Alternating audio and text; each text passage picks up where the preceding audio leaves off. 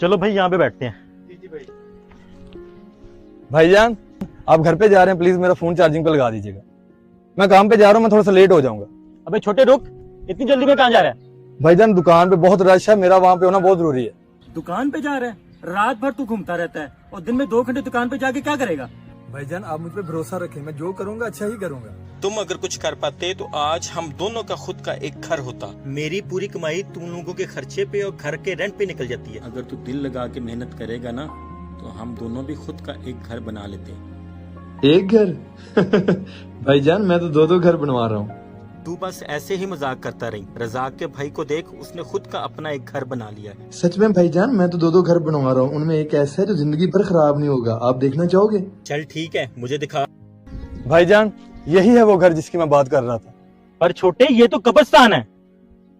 हाँ भाईजान वैसे तो ये कब्रिस्तान है, मगर हमारा असली घर यही है। यही वो घर है जो हमेशा बाकी रहेगा, क़यामत तक हमें इसी घर में रहना है। भाईजान फिक्र करना है तो इस घर की करो। नमाज, रोजा, कुरान शरीफ, गरीबों की मदद, जितने अच्छे अमाल हमारे इस दुनिया में होंगे उतना ही अच्छा घर हमें आखिरत में मिलेगा। बेशक भाई, चलो आओ आखिरत की तैयारी करते हैं।